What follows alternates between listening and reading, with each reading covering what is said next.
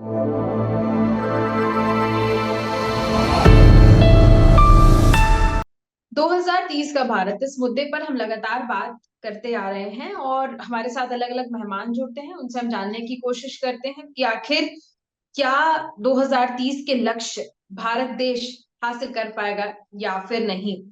और इस तरीके से हमारे साथ बहुत से लोग जुड़ते हैं और आज जो हमारे साथ मेहमान जुड़े हैं वो all India Congress committee minority department के वाइस चेयरमैन हैं सरदार महेंद्र सिंह वोरा जी।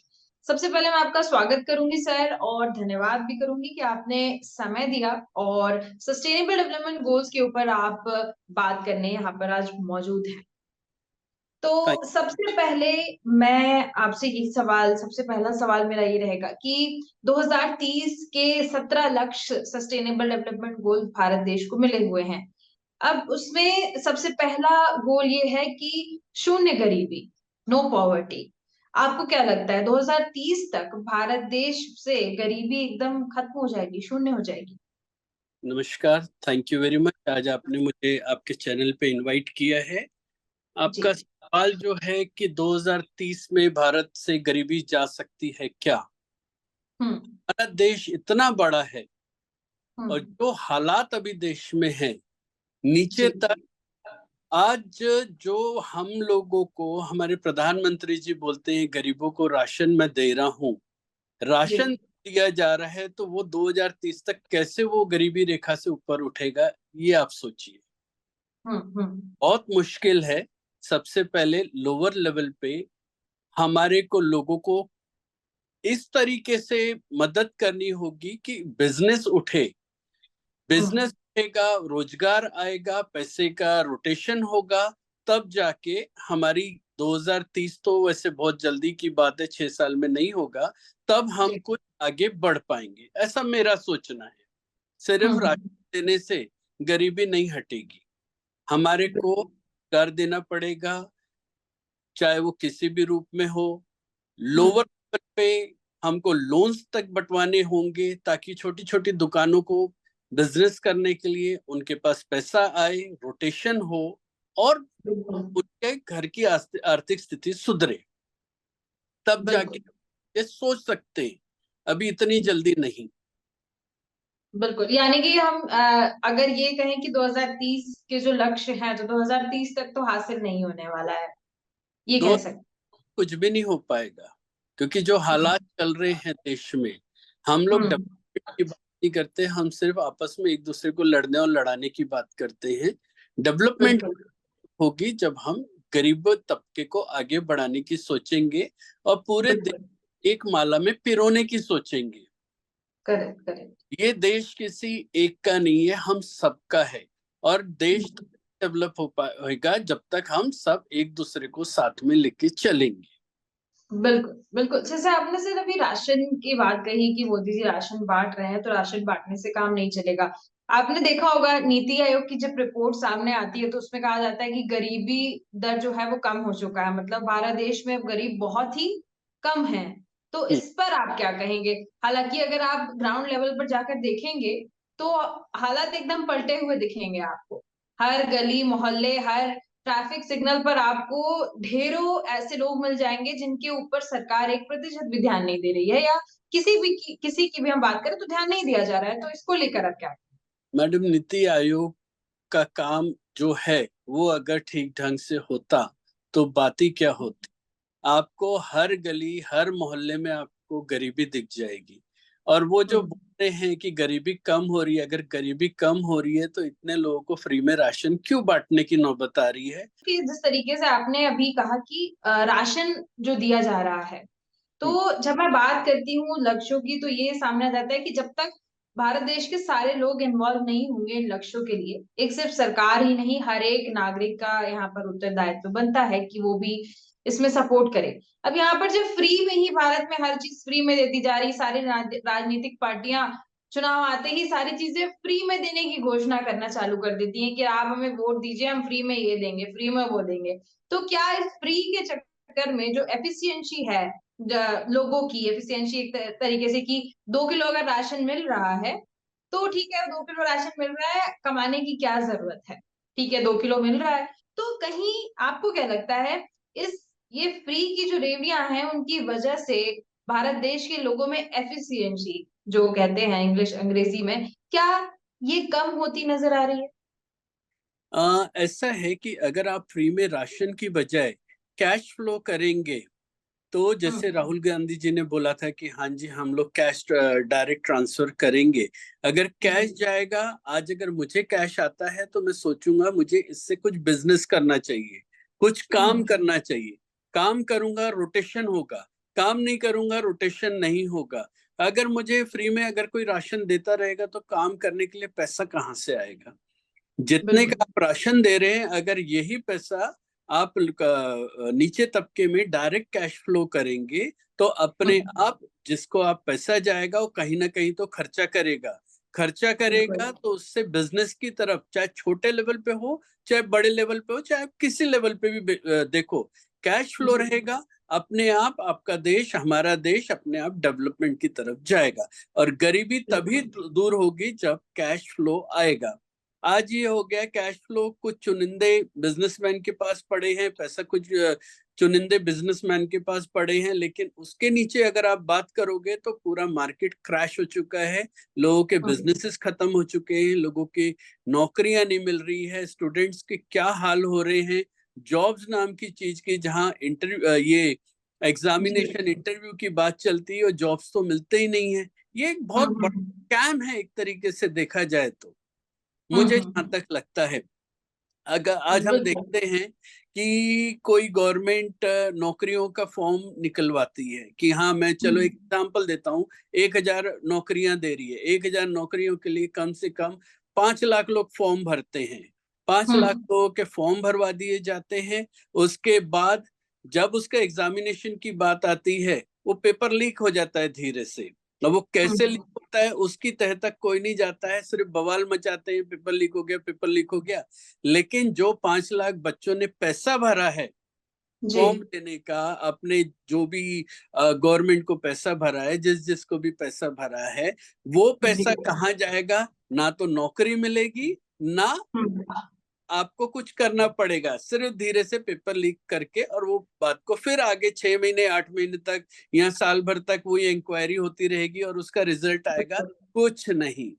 तो ये सब बिल्कुल। चीजें हम लोगों को ठंडे दिमाग से सोचनी पड़ेगी। जो हम्म। पढ़ा लिखा तबका है उसको सोचना पड़ेगा कि हम कहाँ विश्वास कर रहे हैं, कहाँ गवर्नमेंट को वोट कर रहे हैं, और हमारे को क्या हमारे देश में चेंजेस चाहिए कि बिल्कुल। नौकरी की बात हो, काम की बात हो, ना कि इधर उधर इसका इसने ये किया उसने वो किया। आजकल वही चल रहा है देश में, काम की बातें बिल्कुल। नहीं हो रही है। और जब तक आप कितने भी स्किल डेवलपमेंट करा लो, कितना भी कुछ करा लो, जब तक आप जॉब्स नहीं दोगे तब तक उसका कोई फायदा ही नहीं है। बिल्कुल। बिल्कुल आपने सही कहा। हम शिक्षा की तरफ मुड़े हैं तो एक सवाल यहाँ पर ये नजर आ रहा है कि एक और लक्ष्य है अच्छी शिक्षा व्यवस्था। मतलब ऐसा लक्ष्य है कि शिक्षा मिल रही है लोगों को, और लेकिन क्वालिटी फुल एजुकेशन नहीं मिल पा रही है। लेकिन यहाँ पर सवाल तो ये है कि मेरे हिसाब से अगर देखा जाए, डेटा अगर देखा जाए, डेटा पर अगर मैं कम विश्वास करूं, ग्राउंड रियलिटी को जाके देखूं, तो हम्म। लोगों को शिक्षा भी नहीं मिल रही है। बेसिक शिक्षा से भी अभी भारत देश के कई ऐसे नागरिक हैं जो वंचित नजर आ रहे हैं, और इस पर गवर्नमेंट का भी कोई सपोर्ट नहीं है, ना ही लोग एक दूसरे को सपोर्ट कर रहे हैं। लेकिन लक्ष्य जरूर मिला हुआ है कि क्वालिटी एजुकेशन मिले सभी को। इसको लेकर आप क्या कहेंगे? शिक्षा के क्षेत्र में अगर हम देखें तो भारत देश में आपको सबसे आपको क्या लगता है कौन सा राज्य ऐसा होगा जो शिक्षा में बहुत अच्छा कर रहा है, या बहुत पढ़े लिखे लोग वहां से अच्छी अच्छी जगह पे पहुंच रहे हैं, या वहां पर एक गांव से लेकर शहर तक की शिक्षा की जो क्वालिटी है वो बहुत अच्छी है? क्या आपकी नजर में ऐसा कोई राज्य है? मैडम, शिक्षा का तो ऐसा है, अगर हम क्वालिटी देंगे एजुकेशन की, एजुकेशन क्वालिटी देंगे, और हम थोड़ा ईमानदारी से बच्चों के बारे में सोचेंगे, तो शिक्षा अपने आप हो जाएगी। असल में आप किसी सिटी की बात मत करो, क्योंकि हमारे देश में ग्रामीण एरिया बहुत है। अगर आप ग्रामीण में जाके देखोगे तो वहां हम्म। पे बच्चे जाते कितने स्कूल में, 4 6 5 8, और टीचर बिल्कुल। उसके ऊपर 3 3 होता है।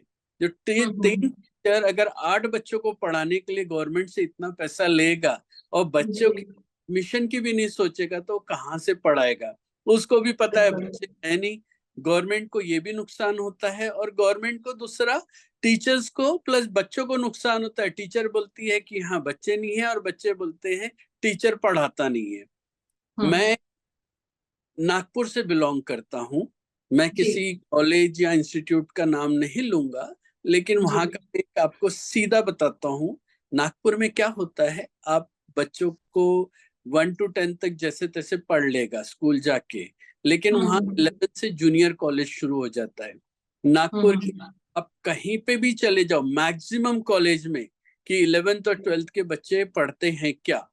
नहीं जाते हम्म, कॉलेज, क्योंकि जी कॉलेज टाइप्स कर लेता है ट्यूशन इंस्टीट्यूट से। ये हम्म। बहुत सोच गहराई वाली बात आपको बता रहा हूँ। कॉलेज जी टाइप कर लेता है ट्यूशन इंस्टीट्यूट से। कॉलेज का फीस हम्म, होता है 3,000, 4,000, 5,000 रुपए। ट्यूशन जी ट्यूशन का फीस स्ट्रक्चर होता है 80,000, 90,000, 1 लाख रुपए तक।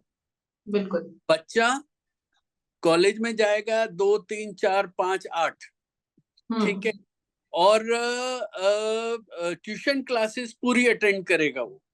तो बिल्कुल। सरकार ने ट्यूशन क्लासेस को परमिशन दी है कि कॉलेज को दी है, मुझे ये नहीं समझ में आता। कॉलेज के हम्म पूरा स्ट्रेंथ रहता है, स्ट्रेंथ के हिसाब से टीचर्स होती है, लेकिन अगर आप हम्म बात करेंगे तो टीचर्स आके सिर्फ कॉलेज में बैठते हैं। कई जगह तो बिल्कुल ये आया है कि वो टीचर जो कॉलेज में पढ़ाता है वो कॉलेज हम्म से भी सैलरी लेता है और खुद का इंस्टीट्यूट भी खोल के रखा हुआ है उसने। बिल्कुल। हाँ हाँ हाँ भाई, मैं यहाँ से भी सैलरी लूंगा या यहाँ पे मेरा बिजनेस चलेगा इधर ये। और पेरेंट्स जी को कितना प्रेशर आता होगा, जो पेरेंट 2,000 रुपए की फीस नहीं भर सकता है या 4,000 बिल्कुल फीस नहीं भर सकता है, उसको मजबूरी में अपना पेट काट के अपने काम धाम रोक के कैसे करके वो उसकी ट्यूशन की फीस देता होगा, ये हमारे टीचर्स नहीं समझ रहे हैं। ठीक है। तो हमने एजुकेशन से रिलेटेड बात कर ली, गरीबी की बात कर ली कि 2030 तक गरीबी हट पाएगी या नहीं। एक और यहाँ पर बेसिक, जैसे हम फोकस कर रहे हैं 3 लक्ष्यों पर, शून्य गरीबी, शून्य भुखमरी और हम्म, अच्छी शिक्षा व्यवस्था। हम्म, अब बात आएगी भुखमरी की। हम्म। या कहा जा रहा है कि भुखमरी कम हो रही है, लेकिन ग्लोबल हंगर इंडेक्स आपने देखा होगा, ग्लोबल हंगर इंडेक्स में इंडिया कहाँ स्टैंड कर रहा है। ठीक मैं है। कोई चेक कर लीजिए, सॉरी आपकी बात इंटरप्ट कर रहा हूँ, उसी को चेक कर लीजिए। जी 2014 से पहले हम कहाँ थे और 2014 से 2024 में हम कहाँ हैं। हमारे को इंडेक्स पता चल जाएगा गरीबी भुखमरी में हमारे देश की क्या हालत हो चुकी है। हम बिल्कुल। आज बहके हुए हैं, हम रियलिटी नहीं सोच रहे हैं कि हमने क्या करना है क्या नहीं करना है। मतलब हम्म। एक बोलते हैं ना, हम अपने हाथों से अपना, मेरा तो समय निकल गया, मेरी पढ़ाई निकल गई, मेरा बिजनेस हो गया, मेरा सब कुछ हो गया, मेरी उम्र हो जाएगी, आज जी 50 हो गया। आजकल के जमाने में 50, 55, 60 कोई ज्यादा, यानी उसके ऊपर का इंसान सोच भी नहीं सकता कि हम चल जी पाएंगे। लेकिन आप बिल्कुल। हमारे बच्चों की बात करो ना, तो मुझे दुख होता है और चिंता होती है कि मेरे बच्चे मीन्स आपकी भी फैमिली में आपका भी एज अभी कम होगा, लेकिन जी आज से 5 साल 10 साल बाद हम किस तरफ जाएंगे हमें कोई गारंटी नहीं है। बिल्कुल। क्योंकि जब तक हमारा बच्चा सिक्योर्ड नहीं होगा हमें चिंता रहेगी। और आज के हालात में जो देश में चल रहा है, हमारे जी देश में ऊपर से नीचे तक हम नहीं समझते हैं कि कोई देश का सोच रहा है। एक राहुल बिल्कुल। गांधी आवाज उठाते हैं, कांग्रेस पार्टी आवाज उठाती है, लेकिन हम्म उससे इतना इफेक्ट इस गवर्नमेंट को नहीं पड़ रहा है। हाँ ये जरूर है, 2024 के बाद थोड़ी हंग असेंबली जो आई है, तो जी मोदी सरकार को कई स्टेप्स वापस खींचने पड़े और आगे भी हम्म खींचने पड़ेंगे। जनता का सोचना पड़ेगा, ना कि सिर्फ बिल्कुल। 2-3 धन्ना सेठों को सोचना पड़ेगा। बिल्कुल बिल्कुल, आप यहाँ पर बिल्कुल आपने सही कहा। तो वही मैं, जैसे आपने बिल्कुल सही एग्जाम्पल दिया कि अगर हम ग्लोबल हंगर इंडेक्स को, उसकी रिसर्च करने बैठ जाएं, तो सारी पिक्चर जो है वो सामने क्लियर हो जाएगी कि जी, क्या हालात बने हुए हैं भारत देश के। अब अगर इसमें एक बात सामने निकल के आई कि राजनीतिक पार्टियां तो हैं इस चीज के लिए जिम्मेदार, लेकिन कहीं ना कहीं एक आम नागरिक जो है, जो वोट देता है, जो सरकार से उम्मीद रखता है, मैं वहां पर उनकी गलती ज्यादा मानती हूँ कि अगर आप वोट कहीं दे रहे हैं तो आपको सोच समझकर सारी चीजें रिसर्च करके देना चाहिए। लेकिन भारत देश का चलन क्या है कि भारत देश के नागरिक जो हैं वो इन्फ्लुएंस बहुत जल्दी होते हैं। अगर कोई राजनीतिक पार्टी थोड़ा सा प्रचार करेगी और फ्री में चीजें देने की बात कहेगी, या हमको जिता दीजिए हम आपको ये देंगे वो देंगे, तो वहां पर भारत देश का नागरिक जो है वो कहीं ना कहीं इन्फ्लुएंस होके और बिना सोचे समझे डिसीजन मेकर बन जाता है। अब यहाँ पर मैं वजह क्या मान सकते हैं सर, कि वजह उनकी फाइनेंशियल कंडीशन है, या फिर एजुकेशन कम है, या अवेयरनेस कम? मैडम, हमारा जो देश की जनता है ना, बहुत भोली है। वो बहुत जल्दी भूल जाती है कि हमारे साथ क्या हुआ क्या नहीं हुआ। हम्म। अभी इस चुनाव में, लोकसभा चुनाव में आपने देखा होगा, जी। उसके पहले आपने कोविड भी देखा होगा, उसके पहले आपने हम्म। नोटबंदी भी देखी होगी, उसके पहले आपने जी। जीएसटी भी देखी होगी। हम शुरू नोटबंदी से, नोटबंदी जब लागू की गई, जी। मुझे बड़ा हैरानी, मुझे क्या आपको भी ये बात की हैरानी हुई होगी कि हम्म। हमारा पैसा और हमारे घर के लोग बैंक के लाइन में लगे, वो भी सिर्फ 2,000 रुपए के लिए। कई दिन हम्म। ये उस उसका सोचो, जो मजदूरी करता है, जो रोज कमाता था, रोज खाता था। आपके तो भी अकाउंट में पैसा होगा कि आप चलो 2,000 बैंक से निकाल के ले आए, लेकिन बिल्कुल। जिसके पास कुछ नहीं था, एक झटके में नोटबंदी लागू हुई और उसके खाने जी। के लाले। इसको बिल्कुल। आप देखेंगे, ये नोटबंदी लागू करके आज इतना साल हो गया है, आपको लगता है कि नोटबंदी जायज थी? किसी को भी नहीं लगेगा। लोग बिल्कुल। मरते रहे और सरकार के कान में जू भी नहीं रहेंगी कि हाँ भाई क्या, हमें बोला गया कि हाँ कुछ दिन रुक जाओ, कुछ दिन रुक जाओ। लोगों के घर में हम्म। शादियां होनी थी, बिल्कुल। बिल्कुल। शादियां तक नहीं हो पाई थी क्योंकि वो बेचारों ऐसे, बिल्कुल। गरीबी की हालत देख लो। नोटबंदी के बाद हम थोड़ा सा उभरे ही थे, जीएसटी लागू कर दिया गया। जीएसटी भी ऐसा प्रोग्राम था, पहले किस पे 28% लगाया गया, कुछ दिन देखा हम्म। लोग चिल्ला रहे हैं तो उसको हटा कर दिया बिल्कुल। गया, फिर लोगों ने चिल्लाया, फिर कुछ कम कर दिया। मतलब कोई कॉन्क्रीट डिसीजन नहीं। बिल्कुल। जीएसटी लागू किया तो उसके लिए लोगों को कुछ फायदा है। जब तक आप, आज के पोजीशन में ये हो गया है, जब तक आप जोर से आवाज नहीं उठाओगे, सरकार को कोई फर्क नहीं पड़ेगा। सेम जैसे बिल्कुल। किसान आंदोलन में किसानों के खिलाफ बिल रखा गया, किसान बैठे जी। रहे। आज हमारे घर का एक सदस्य अगर उसकी डेथ हो जाती है, हमको बहुत बुरा लगता है, हम कई कई सालों तक उनका सोचते हैं।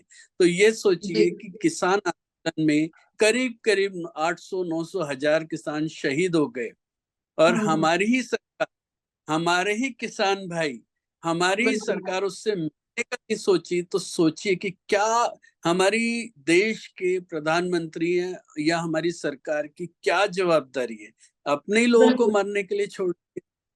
ये भी सोचने बिल्कुल आप वाली सही बात कह रहे हैं। ये है। तमाम बातें ये यहाँ पर ये सिद्ध कर रही हैं कि कुल मिलाकर जनता को यहाँ पर इस शब्द का इस्तेमाल तो नहीं करना चाहिए, लेकिन जनता को यहाँ पर बेवकूफ बनाया। मैं एक और रियलिटी सवाल, है। हाँ बिल्कुल, मैं एक और सवाल मेरे जहन में यहाँ पर उठ रहा है कि लोगों की बात होती है तो क्या लगता है आपको एक आम नागरिक की इन लक्ष्यों को प्राप्त करने के लिए क्या भूमिका हो सकती है? आम नागरिक क्या कर सकता है इन लक्ष्यों को प्राप्त करने के लिए? देखिए, आम नागरिक को पहले तो ये सोचना पड़ेगा कि पिछले 10 साल में देश में क्या हुआ, हम्म। पिछले 10 साल में देश में क्या हासिल हुआ और क्या नुकसान हुआ, ये बिल्कुल। सोचना पड़ेगा। और हम्म। उसको ये सोच के करना पड़ेगा, 1947 में जब हमारा देश आजाद हुआ था, उस टाइम हम हम्म। लोग एक ढंग से सुई तक नहीं बना सकते थे। और हम्म। 2014 तक हमने क्या नहीं किया। 2014 तक अगर आपको अच्छे से याद होगा, गवर्नमेंट सब्सिडीज देती थी, चाहे हम्म। वो गैस पे ले लो, चाहे पेट्रोलियम, जो भी यानी नीडेड वाली, जो रोज की जरूरत वाली चीज होती थी, गवर्नमेंट उसको सब्सिडी देती थी कि आपके ऊपर बर्डन नहीं जाने को होना। आज हम्म। की पोजीशन सब्सिडी नाम की चीजें खत्म हो गई। आज आप ट्रेन में सफर करो, सीनियर सिटीजन के डिस्काउंट जो आते थे, वो बेचारा एक 70+ का जो बंदा होता था उसको आराम से कुछ 50% डिस्काउंट मिल जाता, वो खत्म हो गया। तो इसका मतलब ये है, हमें सोचना पड़ेगा कि हम किस तरफ जा रहे हैं। और देश की जनता को खास तौर पे पिछले 10 साल के उनके साथ हुई नाइंसाफी, उसका जी। सोच के आगे वोट करना पड़ेगा। जब तक जनता थोड़े से लालच में वोट हम्म। देना नहीं करेगी, तब तक हम्म। हमारा ही भला। आज अगर मैं बिल्कुल। कुछ लालच या कुछ लालच में अगर अपना वोट गलत जगह देता हूं, तो मुझे हम्म। सोचना पड़ेगा, आज तो मेरे को मिल गया कुछ, लेकिन जी। आगे मेरे बच्चों का क्या होना है, मेरे हम्म। बच्चों का क्या।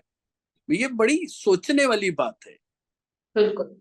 बिल्कुल आपने सही कहा कि यहाँ पर हर एक नागरिक को सोचने की जरूरत है। लेकिन एक आखिरी सवाल मेरा और बहुत ज्यादा इम्पोर्टेंट है कि सोच तो वही पाएंगे सर जो एजुकेटेड होंगे। आप जो एजुकेटेड नहीं होंगे उनकी वहां तक सोच ही नहीं जा पाएगी, तो उन लोगों के लिए क्या। और सबसे बड़ी बात यह है कि अनएजुकेटेड लोगों का जो आंकड़ा है वो ज्यादा है भारत देश में।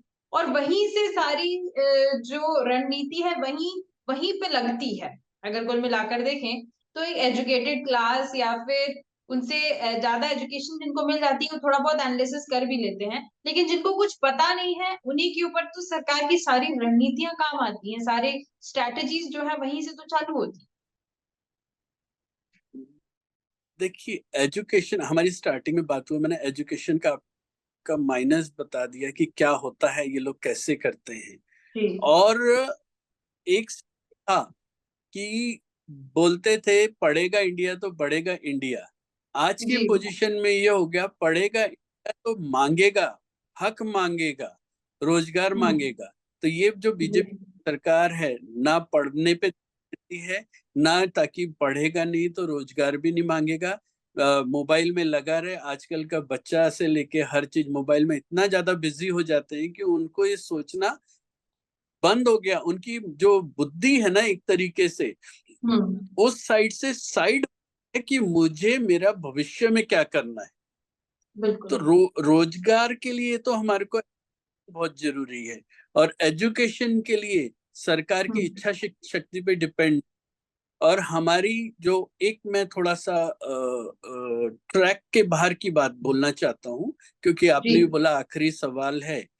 जी। जी। ये जो सरकार है किस हम्म। तरीके से काम कर रही है, जो सोचा है, ये मेरा दिमाग बोलता है। एक कंपनी हम्म। होती है, और मुझे लगता है 2014 सर कंपनी तो एक भी नहीं बनी है, जहां हम्म। तक हम्म। मुझे क्या 100% एक भी नहीं बनी। तो गवर्नमेंट हम्म। की एक कंपनी होती है, फॉर एग्जाम्पल 50,000 करोड़ की कंपनी है। ठीक है, जी। गवर्नमेंट डायरेक्ट तो उसको बेच नहीं सकती है, तो उसको नुकसान पे बताती है। उसको नुकसान लाते लाते 40,000 करोड़, और नुकसान लाके 25,000 करोड़ पे उसका वो करती है, हम्म। यार ये तो कंपनी नुकसान में जा रही है, इसको जी। प्राइवेटाइज कर देना चाहिए। फिर वो हम्म। 25,000 करोड़ पे वो लेता है 20,000 करोड़ में। वो जी। जैसे अंबानी अडानी जैसे बड़े जो धन है वो ही खरीदता है। अब हम्म। 50,000 की कंपनी वो लेता है 20,000 करोड़, भरता हम्म। कितना है 2,000 करोड़, हम्म। 10% भरता है। और वही कंपनी को पूरा 18,000 करोड़ रुपए तो बैंक देती है। तो जिसको हम्म। जिसको 2,000 करोड़ भर के 50,000 करोड़ की कंपनी मिल रही है, तो सोचिए हम्म। हम लोग किस तरफ जा रहे हैं। क्या हम देश के बिल्कुल। भले की बात कर रहे हैं, देश को डुबा रहे हैं। अब इसका दूसरा साइड देखो, ये सरकार हम्म। जानती है बहुत कि अगर मैंने रिजर्वेशन की बात किया तो देश की जनता हम्म। इन खड़े भी नहीं होने देगी, उखाड़ के फेंक देगी। जी। आपको हम्म। या आपका कोई इंस्टीट्यूशन है जो आपका खुद का है, तो हम्म। उसमें आप मर्जी रहती है कि आप रिजर्वेशन यानी सिख को लो, किसी दूसरी कम्युनिटी को लो, या किसी रिजर्वेशन वाले को, SC ST को लो। क्यों? क्योंकि वो हम्म। प्राइवेट, तो उसमें ये बिल्कुल। नहीं देखा। तो ये जब ये कंपनी बेचते हैं ना, इसके साथ हम्म। साथ इसका ये सिस्टम रिजर्वेशन वाला भी अपने आप ही खत्म हो जाता है। तो बिल्कुल। ये हम्म। देश की जनता पे, कंपनी भी गई, रिजर्वेशन भी गया।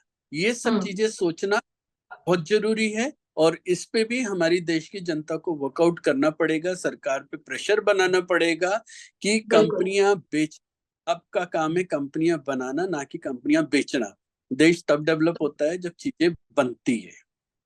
बिल्कुल, बिल्कुल आपने यहाँ पर सही कहा और बहुत अच्छी आपने बातें बताई। मुझे लगता है पूरा रिसर्च बेस जो आपने बताया आपका रिसर्च था वो, और आपने देखा है कि किस तरीके से ये जो काम है वो किया जा रहा है। तो इतनी सारी जी, बातें और बताने के लिए और गहरी बातें जनता के सामने लाने के लिए आपका बहुत-बहुत धन्यवाद। उम्मीद करते हैं कि आपके भी द्वारा 2030 के जो लक्ष्य हैं उनको लेकर आप भी हमेशा एक्टिव रहेंगे और आपका भी उसमें योगदान ज़रूर नज़र आएगा। बहुत-बहुत धन्यवाद सर। फिर मैं जय हिंद, जय भारत।